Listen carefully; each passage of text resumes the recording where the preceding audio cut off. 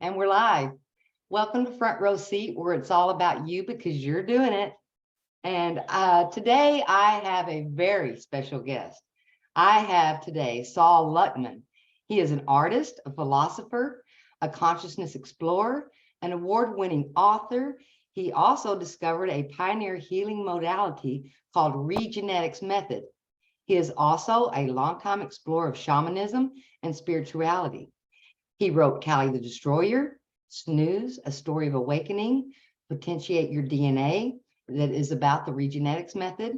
He wrote Conscious Healing, and he also wrote the Angel's Dictionary. Welcome, Sol. Welcome to Front Row Seat. Oh, I love joining you on Front Row Seat. Thank you for having me, Cheryl. It's so nice to be here. Here we are again. I know we're in our own little mystery science theater watching the Matrix, the simulation, and we're sitting in the front seat, commenting on the movie and making jokes and just being completely irreverent. That's how I feel like when we're moderating Jason's videos on Archaics, that we're just, you and I are sometimes just off having a lark. It's almost like we take off into another dimension in there. And then everybody kind of starts getting it. It's like, oh, wait a minute, they're playing and having fun. Let's go do, what are they doing? That's right. I feel that too. Like every once in a while, somebody, even one of the other moderators one time said something like, it's time to be serious or something like that. And I said, why would I want to do that? When we can do this? Well, it is all about the vibration we carry. And that vibration is going out into that chat, and it affects other things too, right? I think so. Absolutely. Absolutely. I feel like, also I know that Shiva Shampoo is kind of on that wavelength, and Pamela's a little on that wavelength. And so there's enough of us who are really, kind of goofballs in a good way. And I don't mean that in any pejorative way whatsoever, but we're just not willing to take any of this that seriously, because that's a danger zone. That's a red zone. It is. You can get too serious, and then that can just kind of bog you down. But it's almost like if you just, have this little bit of a playful vibration, it tends to help your creative abilities. Oh, I agree. I completely agree. I think play is such a crucial part of being truly creative. I think it's a big element of it. And, I just did a podcast yesterday where we really started playing on that podcast. It's a friend of mine. And it starts off, really weird, but it's so playful. And I think that bringing play back into the world and back into your life, all it's going to do, it seems like a scary risk to be spontaneous like that. But what it does is it brings, relaxation, and it uplifts your spirit to where you become a better creator, right? Sure. I think it also helps direct things towards a more playful, enjoyable outcome, because our consciousness is what's being mirrored back to us. So if we're super serious, that's very close to being fearful. And right. And if we are, and we're not willing to just be kind of like jesters in this crazy circus of a simulation, then we run the risk of being sucked in by the gravity of the situation. Yes, we do. And the world's just going to keep doing what it's doing. It is to me a trainer that we're in. We're here to evolve and grow our consciousness, and we have to have a medium to do that in. And I think that's what we're doing here. And when the world just starts getting weird, the weird GoPro, I heard you say that. I'm not stealing your comment. You said that, and it just really, really made me laugh inside. It's a Hunter S. Thompson quote. Who? Hunter S. Thompson, the guy who wrote Fear and Loathing in Las Vegas and some other books. And so that's a very famous quote. Oh, okay. I didn't see that one, but when you said it, that really one got me, because that's kind of what's happening these days. It's like it's a very dense thing that's happening, but then the weird ones, like everybody in the Archaics chat, we're going pro, and we're just living the way we can make a better experience for ourselves and everybody around us.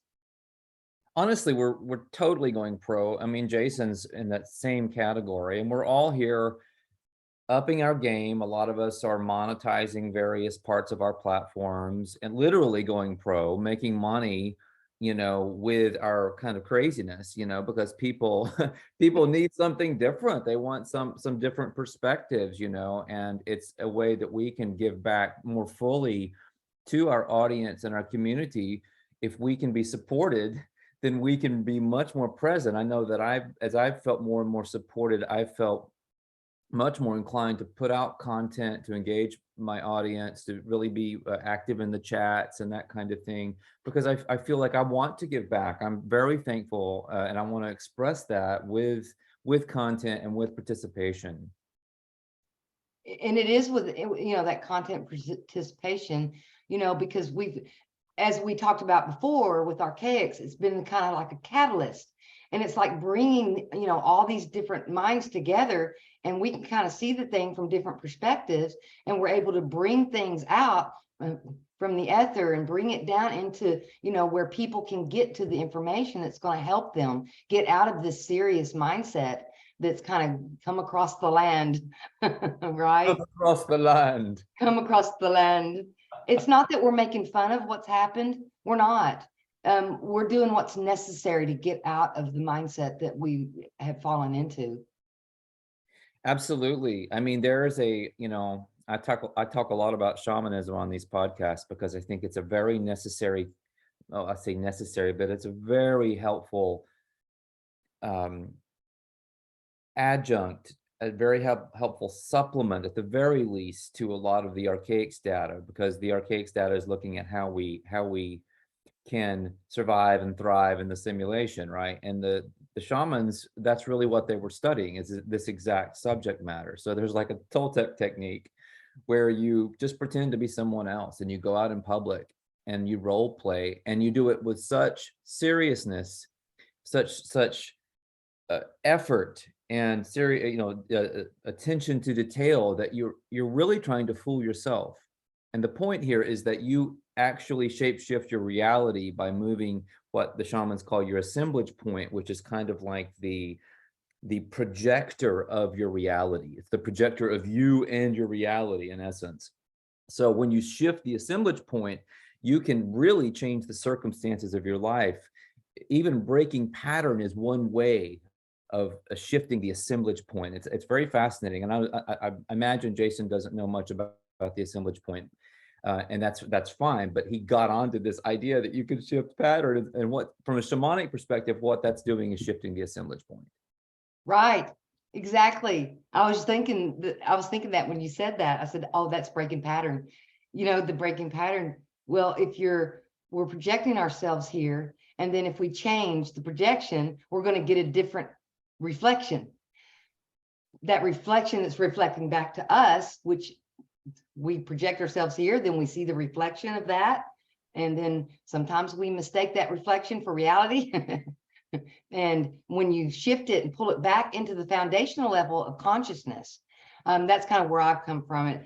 And then you're really starting to get on the front row seat of your reality. Yeah, right on. Yes, yes, I like that. Yeah.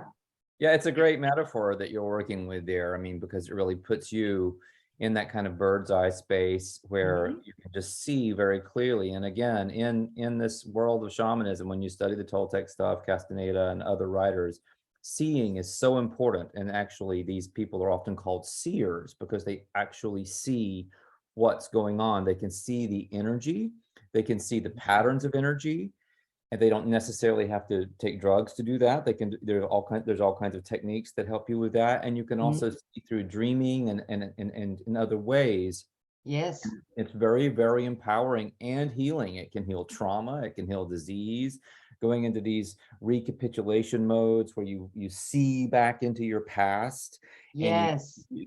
let's say you had a situation with a former partner, for example, and there's a way of doing a breathing technique and a combined with a visualization called recapitulation, where you can sort of erase that memory from your energy body. It doesn't mean you can't remember it, but you actually take yourself emotionally out of it, and you take back your energy, your luminosity, And Mm-hmm. when you do that, it's called erasing your personal history.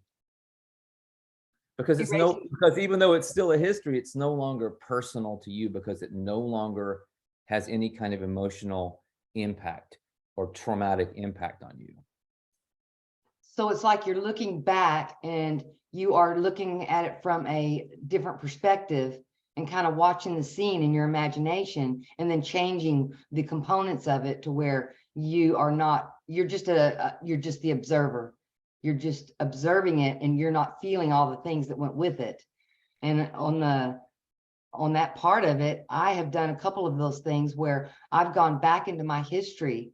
And then I see, that's the thing, the tools of consciousness, imagination, intuition, and empathy. I can use the imagination to go back to those places. It's usually memories that are very vivid. A lot of those have details in it to where something just was amiss, something was wrong. So your mind just went, note that. And then you can go back to those. And what I did is I went back to a couple of those. I looked at the situation and realized I had picked up a belief from a young mind's perspective. And that belief was not a correct belief. And it was affecting my life. One of them I had is that girls can't make money. And that's not good. I needed to, support myself. And I'd gone to great lengths to be able to do that. And so I went back and I looked at that memory and I went, wait a minute. My young mind said, oh, girls can't make money. Then I had that belief and it was affecting my life. So I went back and like I was an observer and I watched it happen. And then I stepped in as the adult and told my young self, like, okay, I'm the adult now. Excuse me. What she's saying is that this is what it really means. So I'm not sure how that worked, but after that, everything started getting better. It was just like I went and reprogrammed a program that wasn't work functioning correctly in my simulation. How's that? Yeah, I like that. You did a kind of recapitulation on it because you just reset it and it released. Obviously, it changed circumstances. I imagine it released energy back to you, and Mm-hmm. you used that in a productive way. It did. It This changed is it. not like a cookie cutter situation. There are many different ways of doing these types of things. You could look at the recapitulation process as it's detailed in the shamanic literature, and you could apply imagination. You're visualizing the scene, right? You're Mm-hmm. intuiting maybe which scene to visualize. And so Mm-hmm. that comes up into your mind. So there's your intuition. And then you're feeling it and you're doing a Mm-hmm. thinking process and a visualization process. And then you're erasing it from your personal history. Yep. And I just found it. I didn't know that it would work. I just had this memory that was really vivid, you know, and I'm in imagination a lot. And so I was just going, what is that? Why don't, why was that way? And it felt weird. There's a weird feeling around it. And then when I went back and looked at it, it was like I pulled this one thread and all this data dumped out. In that data dump that I got, it was like, oh my God, I could see where that one belief had affected a bunch of my experiences because I had that belief. Girls can't make money. So I had to learn. See, this is how it gets crazy. I had to learn an alternative way to finance my life. I had to learn an alternative way without stealing and without taking advantage and without all of that stuff. And I did it, and it probably taught me a lot. And I may have put that challenge there for myself. Who knows? I Mm. probably did, since I'm writing the program. But it taught me that it's not just the paper dollar. That's just a representation of it. It's about energy. It's about the energy of it and how you feel, and what are you doing in your consciousness. And if you're thinking negative thoughts and, oh, I don't have enough, well, you're not going to have enough. Right. That's right. That's right. I do believe Mhm. that will be mirrored back. Yes, and it all gets mirrored back, and it's I discovered that it was me doing it. I'm doing this. And then as last time we talked, we got into those other areas of how is this coming about, and I was curious about my reality and what was happening here, because I noticed then when I saw Jason with it's a reflection, it was like, Oh, that's what all that is. Then Yeah. as I started working with it, then I found your work, and you were talking about Are We the Archons? That spun me out into another whole dimension. But I was able to roll in that I'm the programmer here. I'm doing the challenges, and I'm doing that too. And you'd say, well, I wouldn't do that to myself. But now that I look back at what I've gained from those challenges, I think I needed that. I needed to grow, and that's what helped me evolve. And I Mm. think that it's part of what you're doing right now in your new book, Beginner's Luke. Is that the correct name?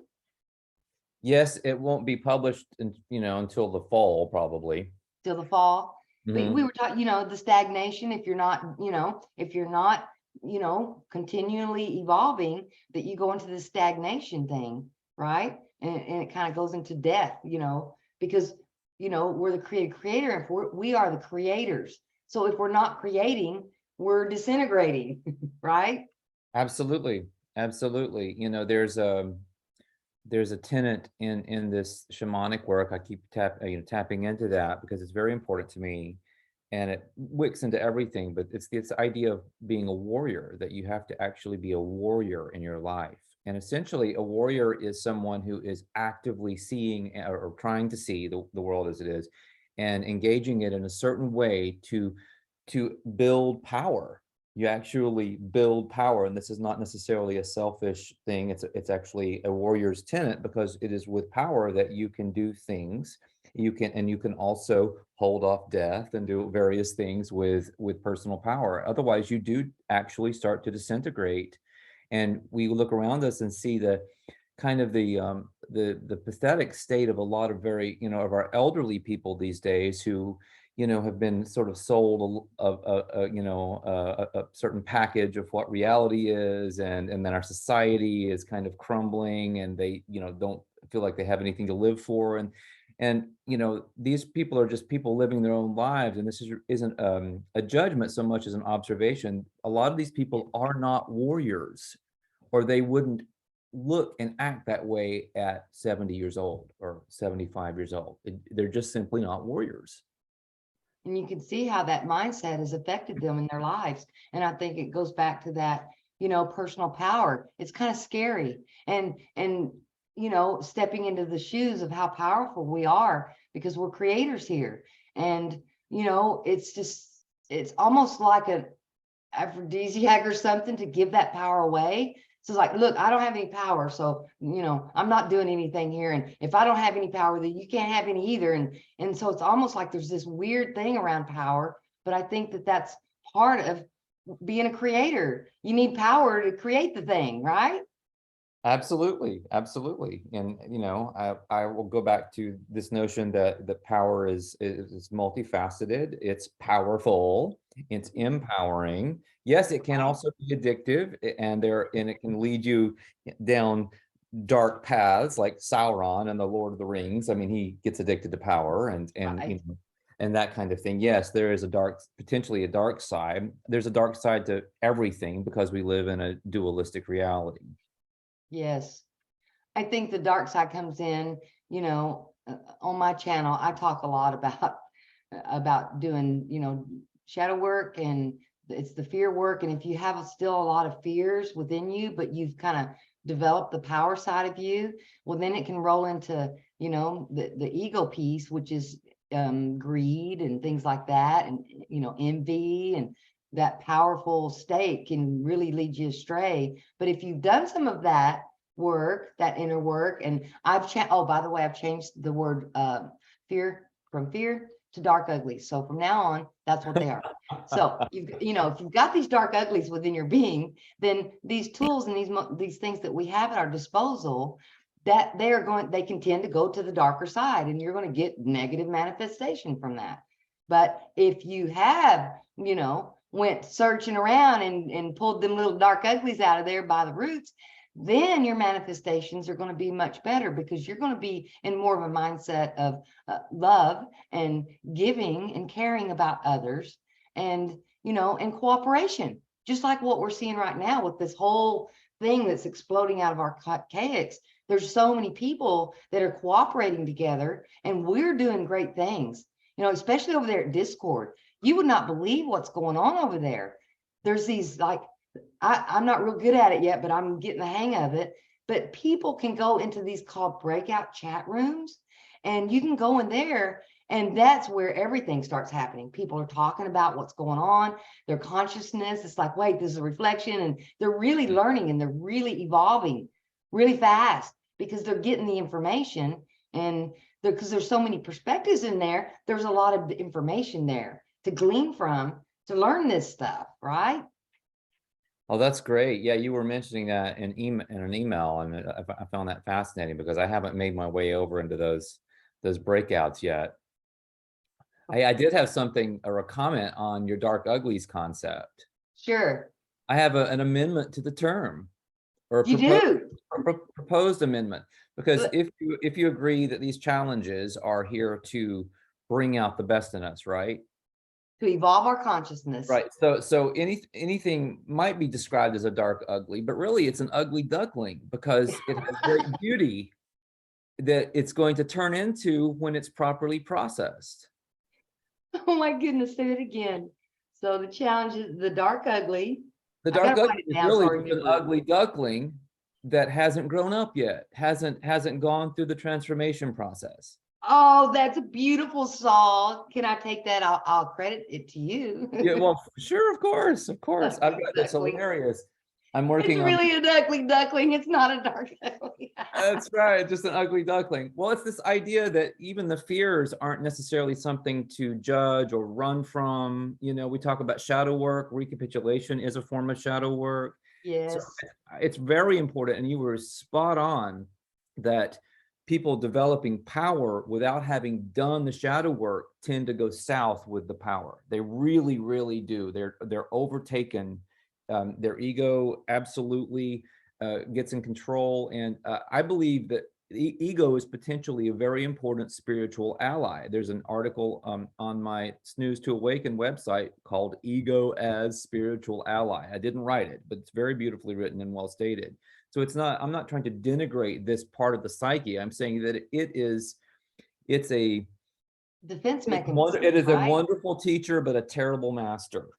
Yes, exactly. If the ego is if the ego is on the front row seat, you're going to get some you're going to get some ugly ducklings. You really, really are. So I just wanted to kind of expand, maybe our thinking around that a little bit so that we're not going into another kind of dualism with fear and love. It's very common for people to talk about fear versus love and all of that. Yes. First of all, I never really agreed with that opposition. I always saw shame as the kind of ultimate root of problems in our world, not fear. Fear grows out of shame. This is why we have the Adam and Eve story and the nakedness, and there's so many different parts of this. It's why we have a fragmentary body in our energy field. It's specifically located in our sex chakra area. This is all about shame. On the flip side, it's all about empowerment and stepping into to your power. When we've been talking about this, it's the utilization of that Kundalini energy for life-affirming activities, tremendous creativity, feats of courage and strength, and valiance, and all of these types of things. So again, we have to look at the inverse of anything we would term negative, just like we did with the concept of archons and Lord Archon and all of that. What is in there that is wanting to kind of be catalyzed and transformed into something else? Into something that's more beautiful, like the growth of an ugly duckling that becomes a beautiful swan. I mean, you just transport. Thank you for giving me that, Sol. I really appreciate that. That's going to really help a lot in my work. Thank you so much. Oh, cool. Cool. And the other thing I was looking at is, and you just brought it up, is the whole duality issue. The duality issue. It seems like we live in a duality universe. You've got night, day, sleep, wake. You've got all these things that look like a duality. But the thing about it is, I think that there's another thing that's past duality. Another state of consciousness that's not in duality, where it's not black and white. It's not, It's like that area of gray, where all possibility lives. It's the created creating that we've been talking about. It's this idea that we're on both sides of the equation. So that means that we're also the equal sign. The equal sign is like the third term that unites the two sides of the equation, right? So Right.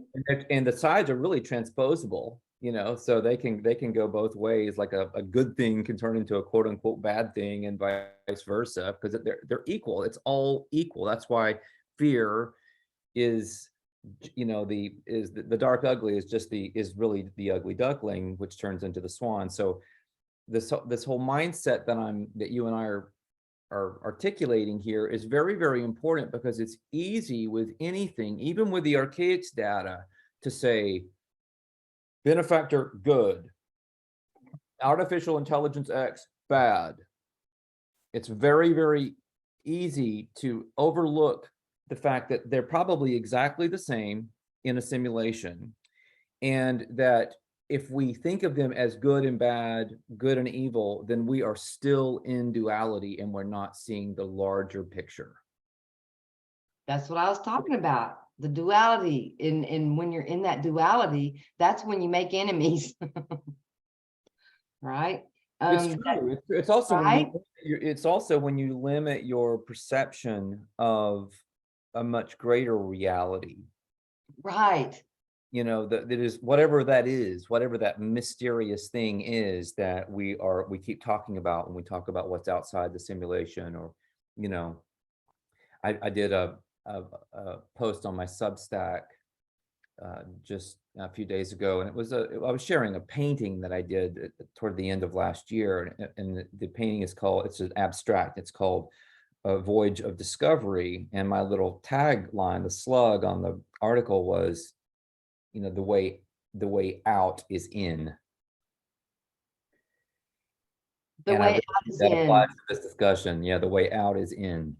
That's a beautiful thing. And I have to tell you what happened. I saw that. I was talking to another person that I talked to you about in the email, who had, worked in the potentiation method, and she told me a lot of things. And as I was talking to her, your name came up, of course, right? Your name came up. And then we were talking about how going in is the right direction. And we're all just, we just end up going the wrong direction a long time until we figure out, oh, we have to go the other way. And Right. and we were talking about that very subject, and across the top of my, how your emails come in, it was your email. And then it said, the way out is in. And we both just died laughing. It was so funny. It was synchronistic. Oh, that is awesome. That is awesome. I'm glad somebody got it. Sometimes I feel like I'm creating on an island, but thank you, Carol. Well, I got it in a big way, because it was just doing exactly what I was doing. And then it made both of us laugh. So here we are in a good space again, right? Playful and all that kind of good stuff. That's right. That's right. But the way out is in, and I think that for me, a long time, I didn't know there was an in. You think that your reality is just outside of you, out here in this physical world that we can see, smell, taste, touch. You don't know that there's a complete inner landscape that has, imagination. Well, I knew about imagination, but I didn't see it as going in, but then when you really think about it, you are going in, and that ties in with consciousness. And, what it is, when you go in, I think the main tools of consciousness is empathy, emotion, imagination, and intuition. And I think with those three tools, you can get anywhere in here, and because you're at the foundational level of consciousness. So all of consciousness is the foundation. It's what's real, is non-physical. Then the physical world, all of this stuff out here that's not real, did I say that right? I got a tongue twister going there. The part that's non-physical is the real part. The part that's physical is the not real part. I like that. Yes, that's very close to how I understand things. I mean, real is a funny word, right, in any of this, because really, I come back to this notion that if God or the oversoul or the creator source is really the infinite mind, if we're talking about mind, it's very hard for me to believe in the existence of an actual physical reality because it's all part of the mind. So it might look super convincing. It might have proof after proof after proof redundantly, and yet still it might not actually be material. Right. And if it's non-physical, you can't use anything physical to describe it. Right? Right. Right. Yes, of course. I Well, mean, the scientists are still having trying to said describe it. that, And they go sorry. ahead. I said the scientists are still trying to describe it and they still can't. Well, what's funny is that you have all of these different theories of Yeah. reality from the scientific perspective, and they're all just a bunch of just mumbo jumbo and hocus pocus, and they all disagree with each other. I mean, I'm conversant in a lot of these theories, whether we're talking string theory or whatever. I get what they're saying. I'm just saying it's a bunch of bullshit mostly. It just is, and it's an observer-based construct, and they're feeding that in. It's being evidence is being fed back to them. It's exactly the same thing in biology. And when we talk about what causes illness and the big V word, or all of that stuff, it's exactly the same. We are getting back what we're putting into it. And until people wake up to that fact, these people who are arguing about germ theory versus terrain theory or whatever, they're just going to keep butting heads endlessly until they realize that they're creating every bit of it. Right. I mean, this conscious thing, it does have a sense of humor, doesn't it? Absolutely. Absolutely. I don't know if you saw this little video I put up on my channel. I think maybe you did. Maybe you commented on it. I can't remember. I get a lot of comments, but it was Yeah. Turn the Mirror. And Say one of again. it was a little video on my channel called Turn to the Mirror. Turn to the mirror. Turn to the mirror, and it's if you can't see what's going on, I can't see it for you. And it's got that image I mentioned. I think maybe the last time we talked about two people arguing over what these numbers were on the ground, and it was what the number was, and it was a 6 from one perspective, but the other perspective it was a 9, and they're sitting there like trying to say I'm right. It's Yeah. 6, 9. And that's what we see over and over and over again, whether it's arguments about religion or science, biology as a subset of science, whether it's politics, it doesn't really matter, even history to a certain extent. And I think Jason gets this to a very large degree because he understands the purely fabricated nature of the historical construct. And that last interview that we did on the simulacrum as a fictional construct got to the heart of this. Yes, it did. There was a story that Joseph Campbell used to talk about, and it was this, it was when the fool came into town, right?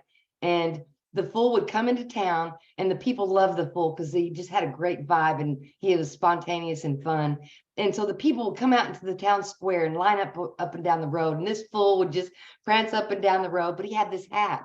On one side it was red, on the other side it was blue. So he would go down the middle of them, middle of the people, and he would get to the other end of it. And when he turned around, he would turn his hat around too. That's great. That's And then great. when the fool left, then everybody would argue about whether the hat was red or blue. I love it. That's exactly what we're talking about here. And people just aren't willing to see it. They've invested too much. They've written books now. They've gotten followings, large audiences, even the people who the terrain theorists who are going against the dominant narrative, they were kind of outcasts, when the pandemic started, for example, because they had a very contrarian perspective, and I was with them with that. But over time, they've kind of reinvented themselves, and now they have audiences and people who are very invested in the terrain idea. And so all of the support is flowing to them, and they're just, I would say they're unlikely to give it up. I have seen, for example, Dr. Tom Cowan dipping his toe into this idea that our history is false or fabricated, and that, resets and that sort of thing. I just don't know how far he will be willing to go, because a lot of these people have really have really invested heavily in this fight. They're really in the duality. I'm not saying that any particular person is. I'm just saying you have to be to really be in that fight when you look at things from this simulation perspective. And that's why I got out of it. I wrote an article called "Is the Scientific Method Broken?" It's on my Substack. I've mentioned it a couple of times. It is about this subject. I think I read that one too. I've seen it my whole life, two sides fighting, and it's because they're trying to get at the nature of consciousness and how this is all working through a physical means, and it cannot be done, and it won't be done. And the first person that I started listening to about this subject here was Tom Campbell. And he's talking about consciousness is the foundation, and we are it, and we can't get outside of it to see it because we are it. And so, and we can't get to what it is through physical means. You can't, we won't ever know exactly what consciousness is because we are it. We're consciousness, we're piece of consciousness. And that makes a lot of sense, because when you try to get to it, it's just like you think you've got something that's like ashes that just fall away because it's not anything close to reality. Yeah, it's the created creating again. We are consciousness trying to understand that we're inside consciousness. Yes. See, it's got a sense of humor, doesn't it? Yeah, It's funny. It's twisted. It's a fun house for sure. It's a twisted thing. It is. It looks so real. It's just the illusion is so convincing, isn't it? Absolutely, absolutely. A lot of people say, well, we couldn't be in a simulation because of X, Y, and Z, because, but I'm like, really? I mean, you can see this Chat GPT thing going on, and Mid-Journey AI art, and I don't believe in a real AI here either, but I know Jason doesn't, and I don't either. Yeah. But what I am saying is that the technology is at such a level, if you don't think that we could at some point in time be neurally jacked into a network when they're coming out with all this meta and all this stuff, if you don't think it's possible to have a realistic experience of a virtual reality, you're like a Luddite. You should just go like start, wearing, throwing wooden shoes in the machine or something like that. Like the old Luddites did in France. They were the shoemakers who were making, they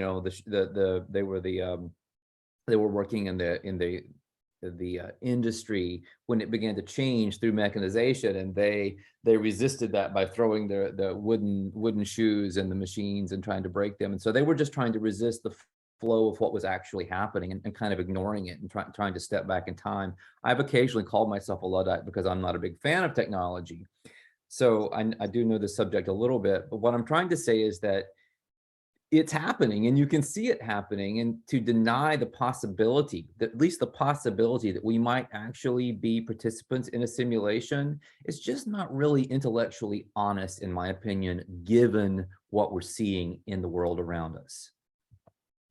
It's basically I believe that that denial comes from different positions. I think it's at times it's fear-based. I think that people, let's say in the feminist movement, are really invested in the body. So if the body isn't real, that's very, very troubling. I think there are lots of different reasons why people would kind of get into a freak out mode with that.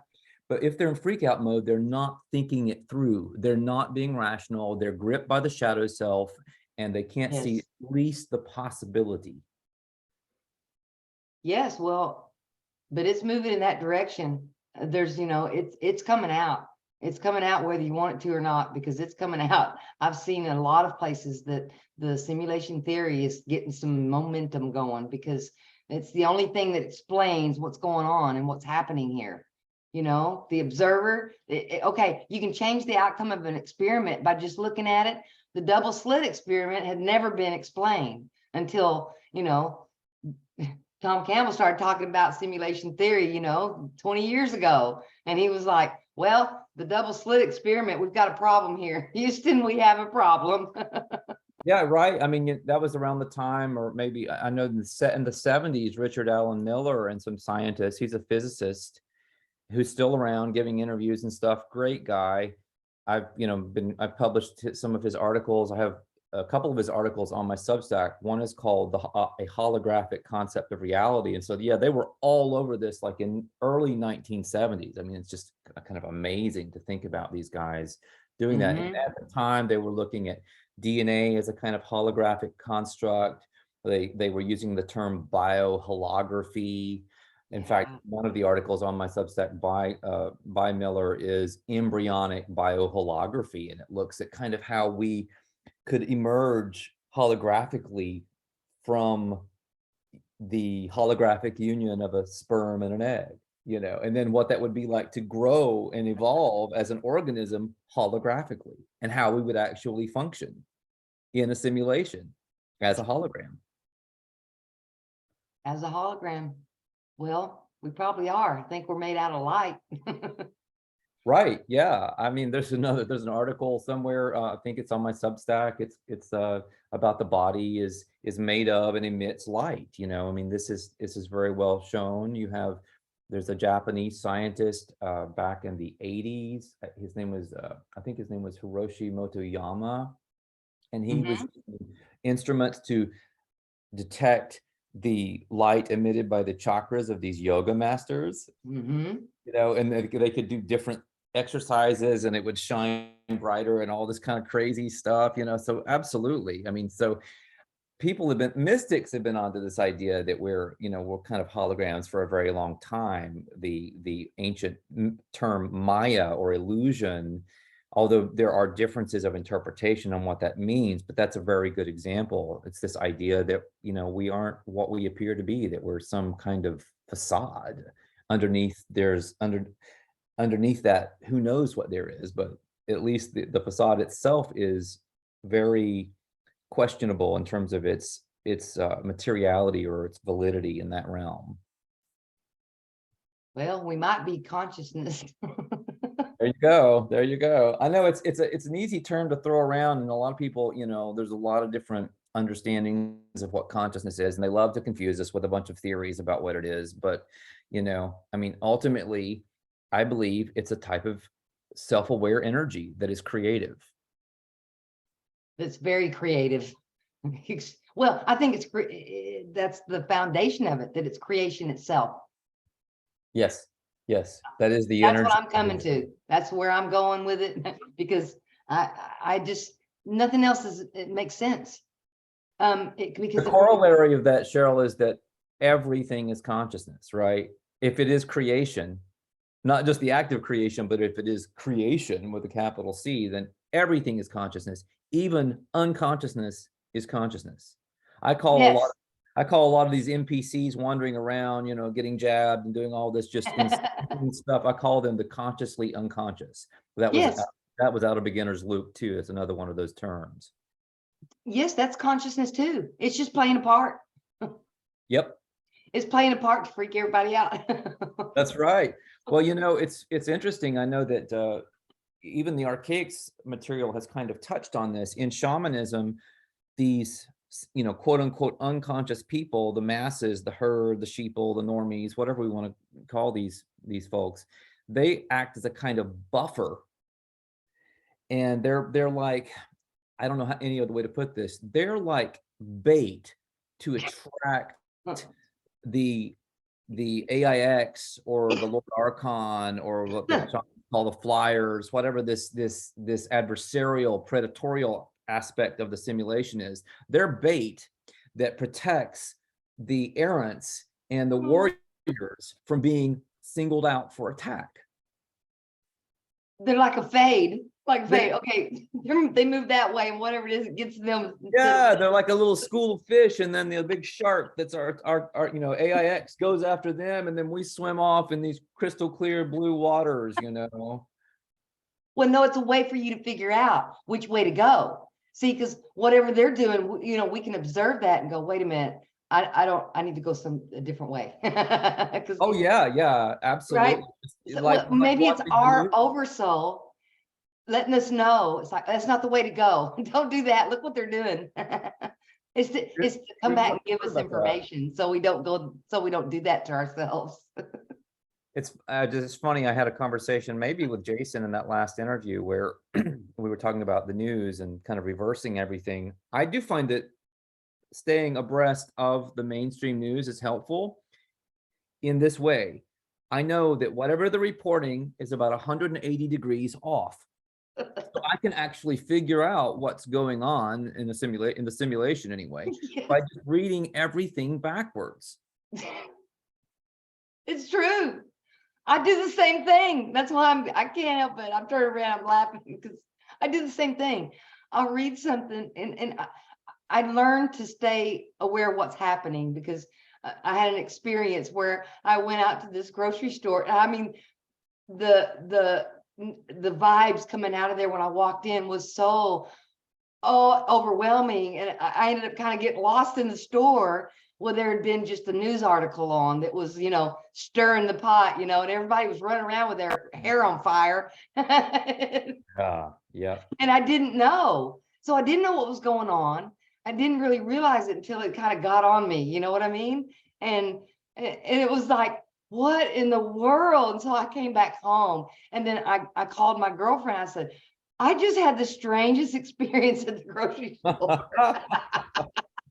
And she said, oh, Cheryl, it's in the news and, everybody's going to, have something bad's going to happen again. I was like, oh, so now I just kind of look over at it, okay, what's and that's what I do when I look at it. It's like, okay, that's not what's really going on. You got to flip it around 180 degrees, and that's kind of what the gist of it is. Yeah, it's a good tool actually. So it's a service. It's one of those funny things. It's like a dark ugly that's sort of an ugly duckling. You can Right. there's so much here that is of beauty and of value when we look at it differently or utilize it differently. Changing our perspective. Absolutely. Look at it a different way, and you was able to, help me shift a little bit of this, I know that, I thought that dark ugly was better than fear. That word itself provokes, feeling in it, right? And so I was trying to get away from the feeling around that specific word. And now you fixed that for me. I appreciate it, Sol. You're so awesome. My pleasure. And thank you so much for doing that. And this whole empowerment, it's just a process. And, if we can just look at our reality and know that it's just so we can learn and evolve, and so that we can keep evolving and be the creators that we are, and that everything's okay because we're immortal. Yeah. Yep. And all of our avatars are going to die, every one of them. It doesn't matter how much kale you eat, you're going to die too. What is that? There's I forget who said this. I don't know if it could have been Red Fox or somebody like that, but he said something like, it's one of these days, all these people who are really into health food are going to be, lying around hospitals dying of nothing. Nothing. Oh my gosh.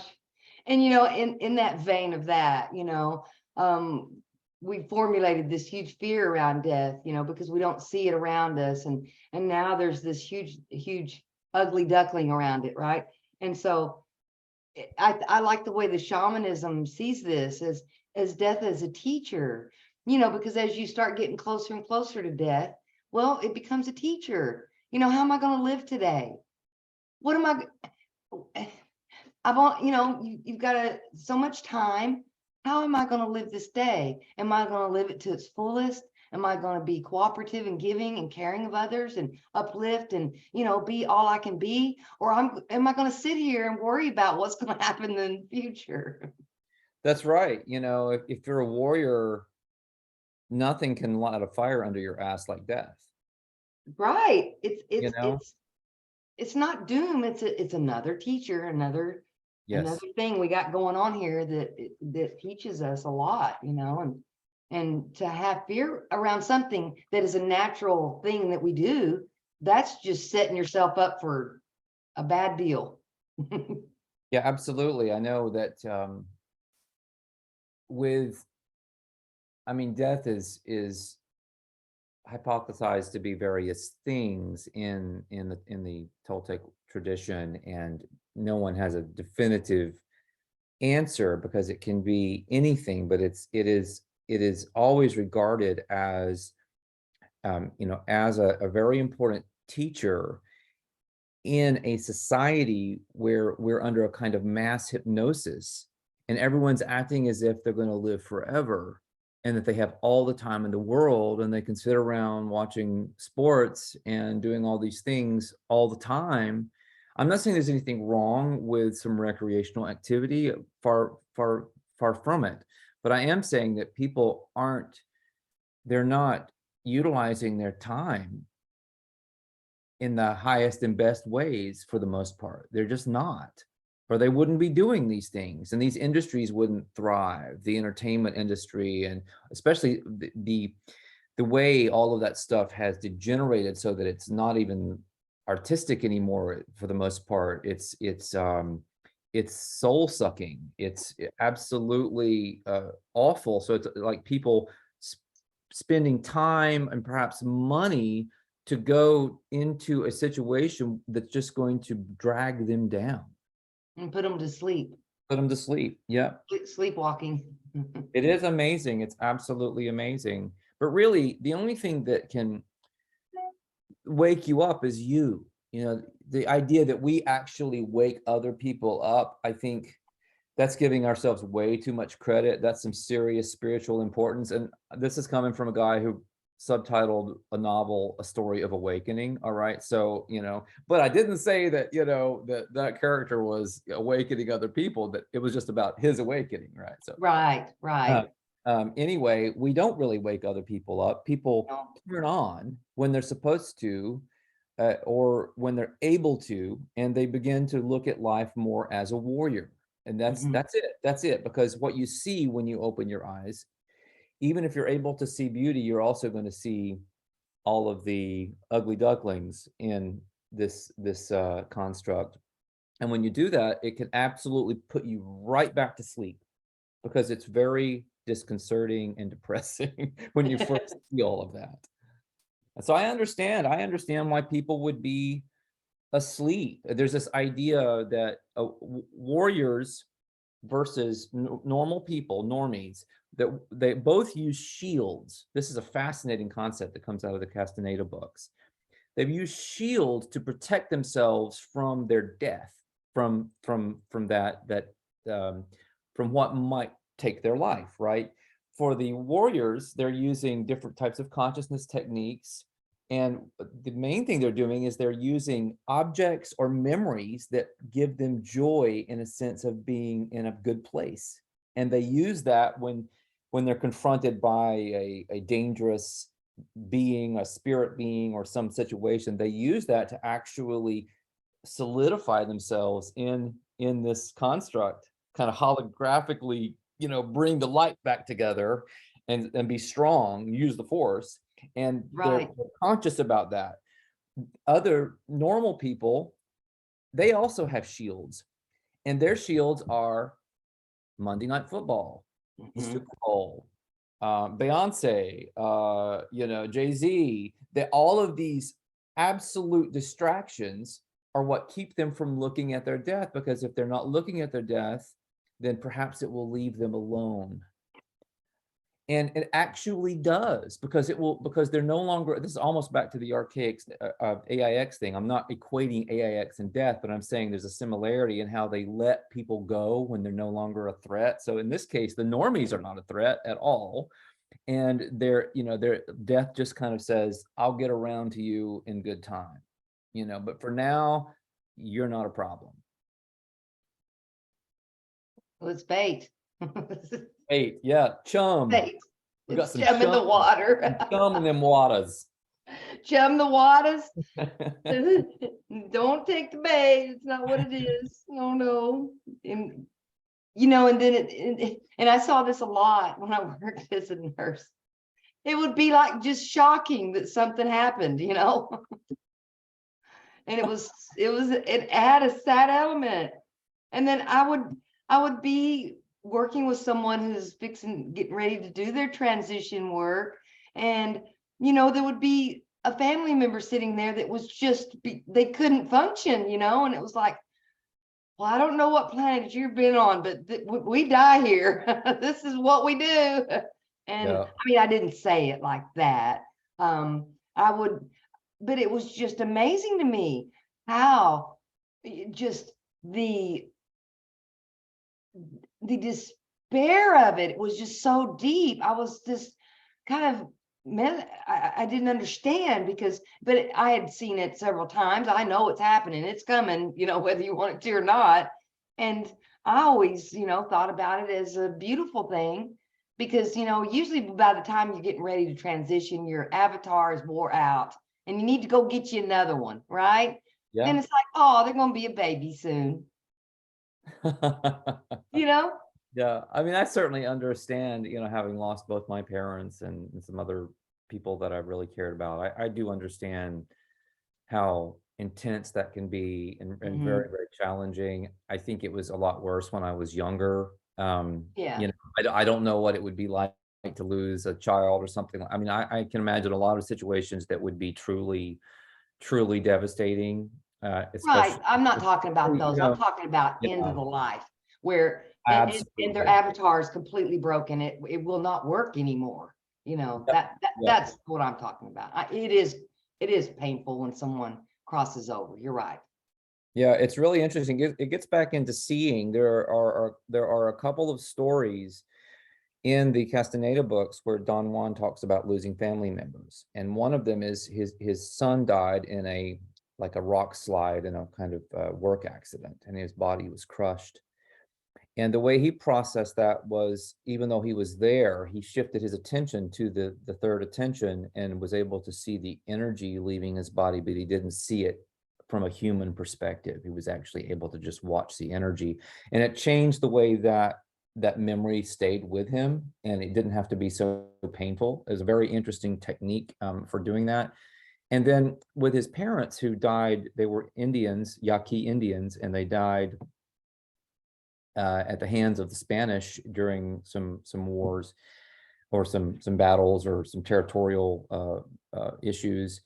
They they died when he was very young, and he tells the story of going, becoming a warrior, becoming a man of knowledge, a seer, all of that, and erasing his personal history, going through, basically recapitulation types of events, to the point that what he was left with was not the sadness that they had died the way they had, which was horrific, but that they hadn't lived as something else.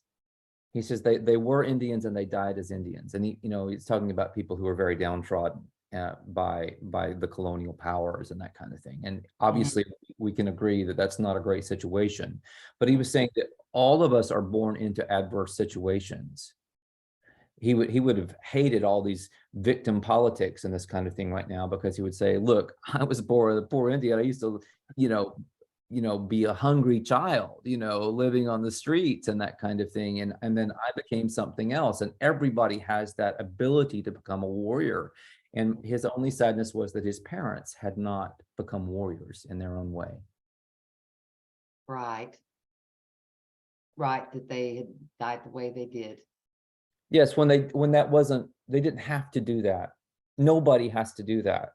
He's basically saying that we are super, super powerful, and we can construct our reality and we can choose our death.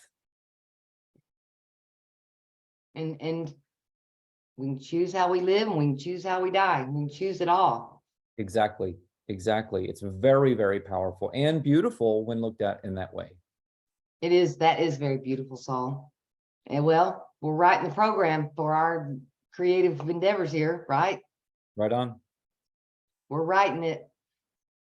Absolutely. Very actively, whether we know it or not. That's the funny thing.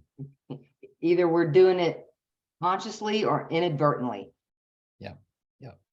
It's kind of like that movie, like the 13th Floor, how all of that programming is going on and how they're thinking about, what they're doing this time, and then, you know, getting data from another time, right? And it's going back and forth. And I've been thinking about that lately, about, you know, as I went into, well, I'm probably programming my challenges too, because who knows me any better than me, right?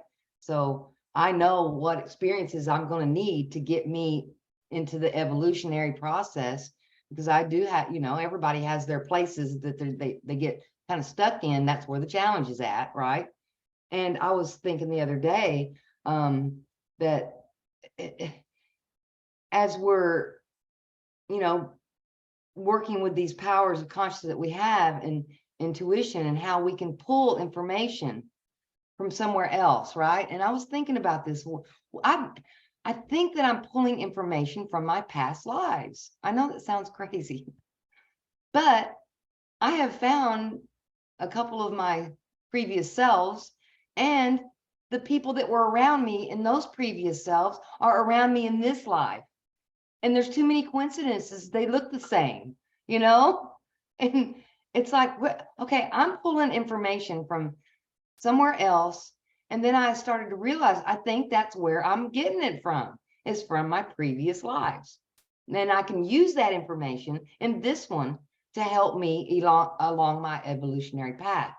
Now, I don't know if that's what most people are doing. I don't know, but I think that's what I'm doing. And I think that you've been pulling information out from somewhere too, right? Because you kind of downloaded Callie the Destroyer.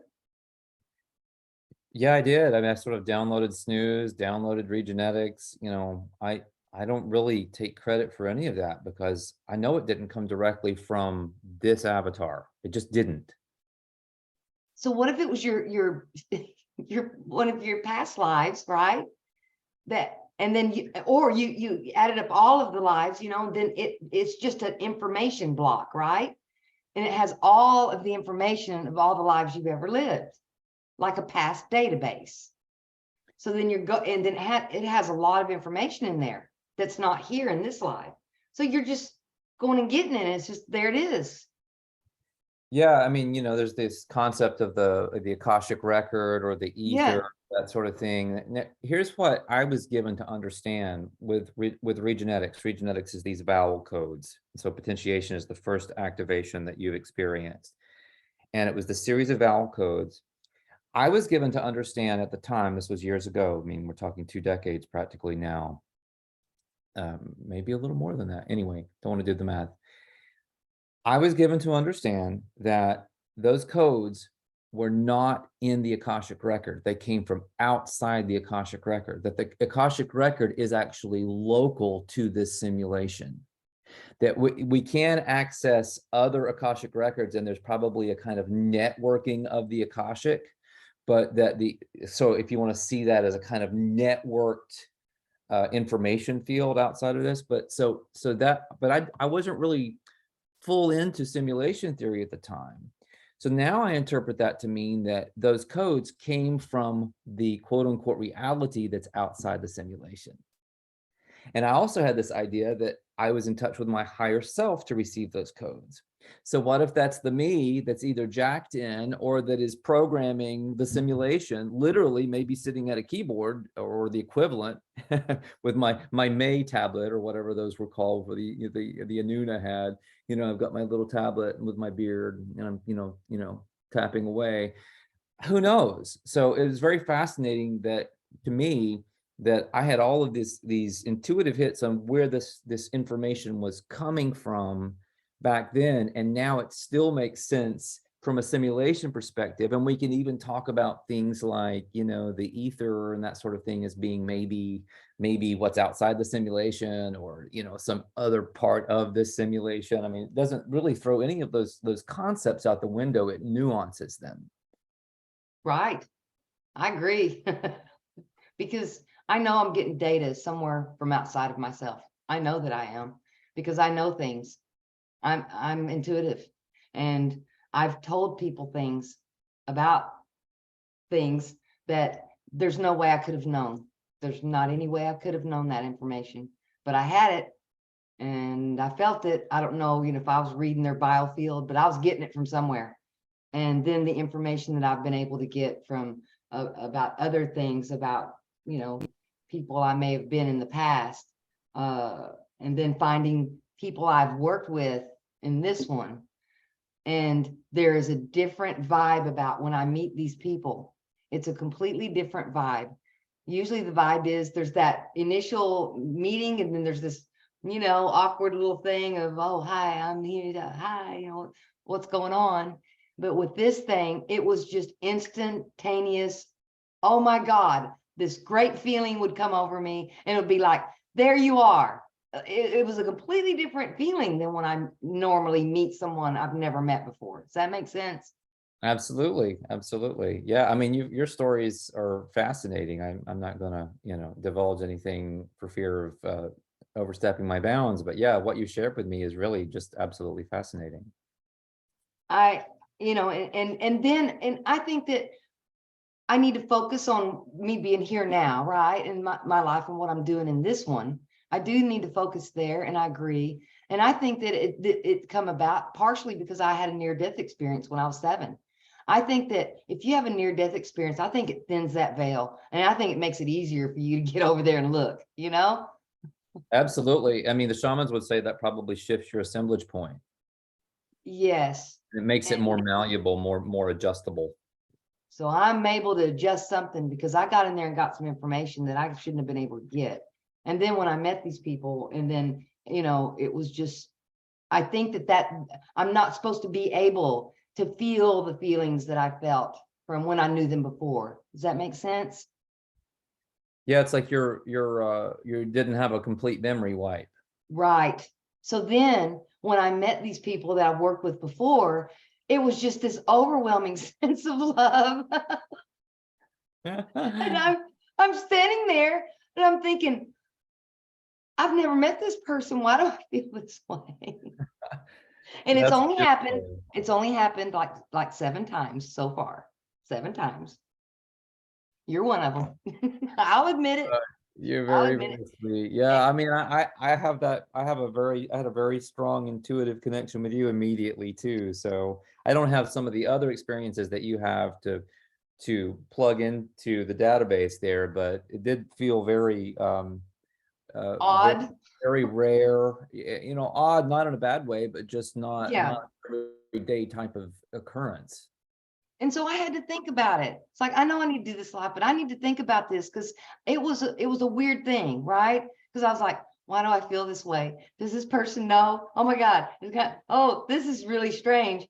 And as I was having this just overwhelming feelings about, and it was cooperation and just admiration for this person, and as I started looking, and I looked at who it was, and then I was able to get a hold of some letters that they had wrote back and forth.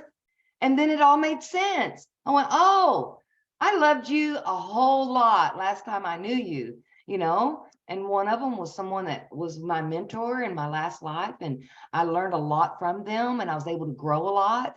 And then they showed up in this life at the same age. I was 56 in my last life when they showed up, and I was 56 in this life when they showed up. Same exact age. I was born right around the same time. I'm a Cancer sun sign. I'm a water sign. And it was the same thing. There was so many coincidences in it that there was either somebody's a good programmer and could put all that in there. I don't know. But all I know is everybody looked the same, and there was lots and lots and lots of coincidences there. And then it helped me to understand what was happening because I didn't understand what these feelings were. It's like I knew it was like, okay, I'm not like, it's not like romantic feelings. It's not like that. It's just like it would be like a familiar type thing, like a love you would have for a brother or sister, where you just, and one of your ones you really appreciated and really got along with well, right? Yeah, yeah, yeah. It's like a reunion. Yes, yes. So it's not like meeting them for the first time. It was like a reunion. And then a bunch more coincidences happened again. Then I ended up in a complete another state. And they was there too. And that's where and I met them in these weird ways. So, and it was like, okay, this one is programmed. So this must have been programmed before I got here for it to all sync up like that, because there had to be some programming there. There's no way that could have been random. It is remarkable. I mean, I know your story enough to, to feel that there's some high strangeness going on there. There's my strangeness, Saul. What am I going to do? And I can't talk to anybody about, because they can't talk about this stuff. Yeah, it is weird, but it's, you're not alone in that. Lots of people have reported these types of things, sometimes they get made fun of. I know David Wilcock is always going on about being Edgar Casey in a past life, and I don't know, maybe he was. I mean, certainly there's a lot of facial similarity there. But anyway, I think we just have to speak our truth and let the chips fall where they may. Yeah. Well, I wasn't anybody really famous. I was just a nun. I was a nun. That's And I was great. terrible in this life. I tell you, I was, not terrible. I just wasn't a nun. But I did have a lot of these feelings like, oh, this is really way out there. I did have those feelings. I had the feelings of that, in that last life. I could feel that. I could feel that. And Tom told a story about, there's a way where you're not being the warrior, right? Well, if I don't play the game, I won't get hurt. It won't hurt. And I can just come here and I can just be a sweet little nun, and I'll be kind to everybody. And then I'll help them when they feel bad or whatever, but you're not out in the real world where the rubber meets the road, where that evolution can really kick in, right? And so I kind of felt that way a lot of my life. It's like, my goodness, what is happening here? Well, if I'd been a nun in a lot of lifetimes, this life here would have been a real weird mind bender, right? Sure. Yeah. But I Yeah. have to get out here and play the game and be the warrior so I can evolve and grow. Just like the monk that's sitting in a cave meditating. Yeah, they get really good at intuition, and they can balance their mind and do all that stuff, but they can't interact with the real world and people out in it. Right? Right.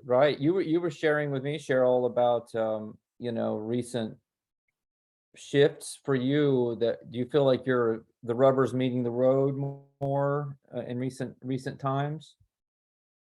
Well, I don't mind if you talk about things I've told you about me in the past.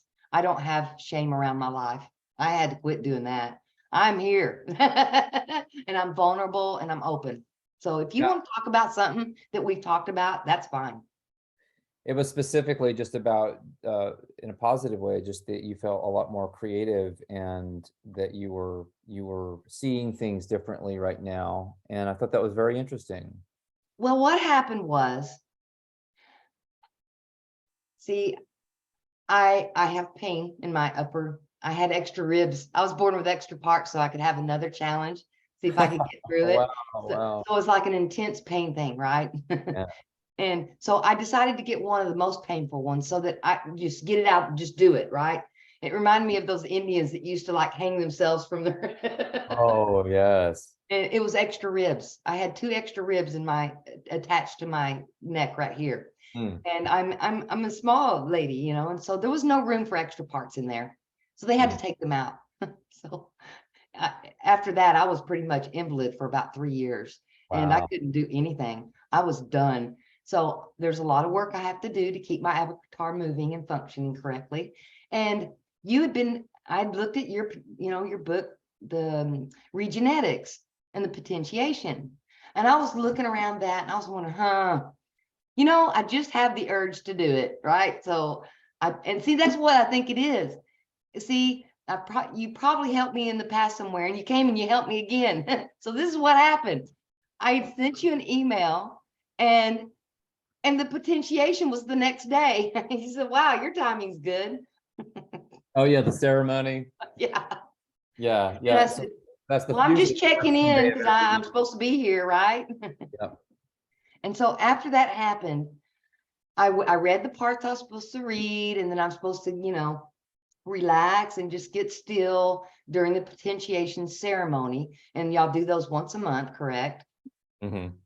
And so I got really still And I was just, I meditate pretty easily. So I just kind of went into, just went in and started, kind of relaxing my mind and just opening my mind to whatever's coming. I didn't know what's coming, it's coming, whatever it is. And I was just really relaxed. And it was at the time, I knew what time. So I did my process work before, setting my intentions to receive whatever's coming. And I'm laying there, and it was like an avalanche, not just a little bit. It was like an avalanche of energy rolled into my body. I'm getting goosebumps right now. It rolled into my whole being, my mind, everywhere. It was everywhere. And I was like, if this keeps happening, I'm going to levitate off this bed. This is really intense. I'm gonna be flying around this room. Somebody's gonna walk in and freak out, And I was just going with it. I was like, well, whatever this is, we're going surfing. We're surfing a wave of energy. So I had my surfboard and I started surfing on this wave of energy. And all of a sudden, I clicked out. I was just gone. And I was gone for a long time. I wake up like 3 hours later, and I thought, what just happened? And then it all came back about my experience that I just had surfing on this wave of energy that rolled through my whatever. And I was thinking, now that was the strangest experience I've ever had. I'm not saying I didn't like it, but then after that, I got up the next day. I've had twice the energy that I've had. So I'm kind of getting close to 60. I'll be 60 this year. And so, through time, your energy kind of wanes off a little bit. It's kind of normal. Well, from what I've experienced in my life, I know it's probably not what's going on. But I've had so much energy that I can barely sleep at night. I mean, look at me. I am just going. I have all this energy. It's like, whoa. But I've been using it. I've been using it for the greater good. I've been going over to Discord and helping people in there. I talked to people for 12 hours yesterday. Wow. Wow. And then the right people are just showing up. My whole reality changed in a huge way. And then there was these other things that happened. I met this person and they were just, whatever you're doing, I don't know what it is.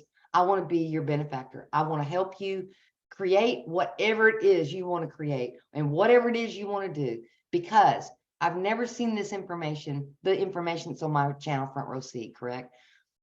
I've never seen this information in the context that you're putting it. It may not all be right. I don't know. I'm just trying to, give back and help and be, and just live my life, right? I'm probably trying to be a nun again. Right? And that's what it feels like. It feels like I already know how to do it anyway. I might as well just do it. And because it does help others. I can't change them or fix them, or I can't change their ugly ducklings into anything. But what I can do is I can hold space. I can stand there and I can understand. And then that gives them, that gives them the energy they need to do, because it does take a tremendous amount of energy to do, that inner ugly duckling work when you're doing it. And I've had all this energy. That's great. It's So funny. am I supposed to be doing something else with this? I don't know. I look at Is that as normal? that's I mean, Kundalini. That's do other Kundalini people flooding report your this? system. Yeah, we have, God, so many people have had similar responses. I remember years ago, one of the funniest was a lady. She was even I'm trying to remember. I can't remember. I think she was probably in her 60s or early 70s, and she did the potentiation. Her husband did not, and and she had just all this energy. He started complaining because for a few nights she was up like cleaning the house, vacuuming and stuff, like in the middle of the night, and all this kind of craziness. And she was like, oh, this is just really, really bizarre. There's another person who's actually a facilitator of the work, who had these really bad allergies that hadn't cleared in potentiation. So a lot of times these allergies will clear during the first activation. So she was like, that's kind of a bummer. And then she did the second activation, and like the next day, all the allergies were just gone. So all these crazy, strange, miraculous, unanticipated things can happen. but I don't know what's going to happen to whom, and I don't presume to know. I have no way of knowing, and I really want to stay out of that because I don't want to have attachment or expectations around what's going to happen with people. And it's really just letting people live their lives, unfold in the ways that they need to, and heal and transform the ways that are appropriate for them. Right. Well, somebody told me they grew back 3 teeth, so no. I'd have to see proof of that. I know that I have often, and I actually compare regenetics to wave genetics in Potentiate Your DNA. And I've thought a lot about some of the experiments that were done by Garayev and Proponin, and they did actually have some people grow back teeth. And but they described that as being kind of uncontrollable, like it can happen, but it's not necessarily that technology hasn't evolved to where they can say, I'm going to regrow the second molar. It's just kind of random the way it happens. So I'm not saying it would be impossible, but I've never heard of anyone actually regrowing teeth. Now, I have healed cavities and things like that in association with this work. And Yeah. apparently we're not even supposed to be able to heal cavities. And other people have reported that sort of thing. So that's kind of fascinating. Healed 3 teeth, and it was a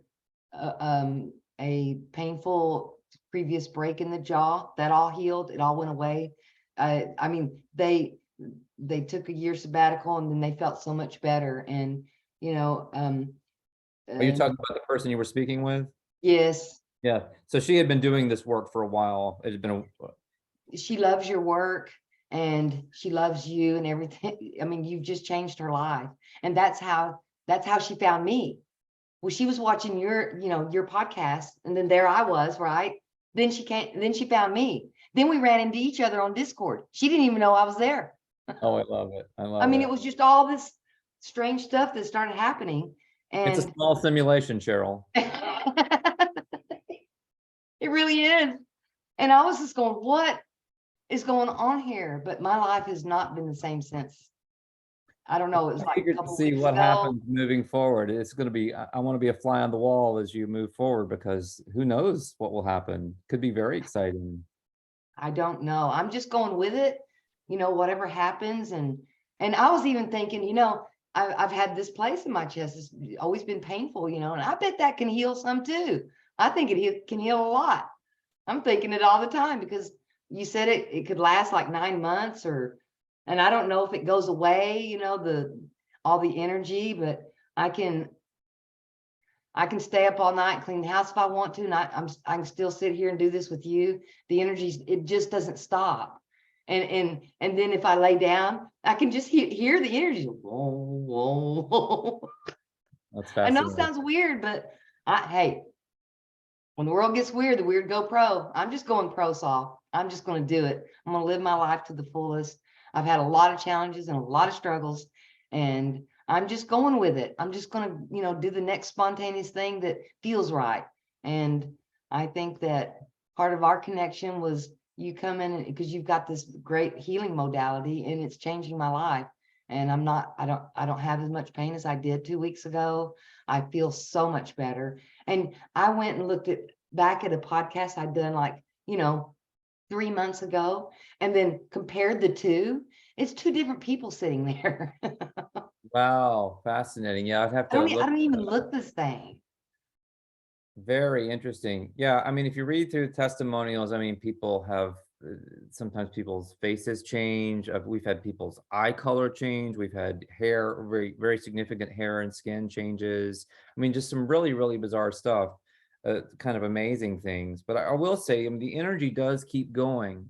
But one of the beauties of this work is that it's raising your vibration. And what that means is you begin attracting different possibilities into your life in a positive way, like this benefactor you mentioned. That's a perfect example. And so it could be that you attract in a different type of healing work or modality or who knows what that you then go with, and it leads to improved outcomes, and you just keep following the breadcrumb trail. Right. But get And this. so it doesn't appear causal from the standpoint of this work, and yet I would say this was the work that initiated the breadcrumb trail. It did initiate it. I know that it did. And here's the next thing. See, it just keeps going, Saul. Here's the next thing, you know, and then I realized it's like, you know, I can manifest anything I want to, and I can manifest anything I need to do the creative work I want to. Then I figured out that the benefactor became, and she's a lovely lady, she became my friend. She's my friend. I don't need her help. She's my friend, and we work together now. And we were working together last night, helping this other person that's, you know, they're trying to, you know, get themselves back up on their feet, right? And they're trying to get better because they're really struggling right now. And they're trying to heal and get better. And there we were, you know, and then I heard a little buzz, and this, Cheryl, can you come over here? I said, well, sure. I just showed up. We ended up helping this person a whole lot, you know. But once it was over, she was just like, okay, I think I can do this now, you know. And we didn't fix it for her. I think that we just held space and all this energy flowing, right? And I think it just helped the situation. So it ended up being, I discovered that I can do everything I need to do, and I can do it cooperatively. And the person that came in that, you know, she's like, at first, well, I'll help you, but see, I can do everything I need to do.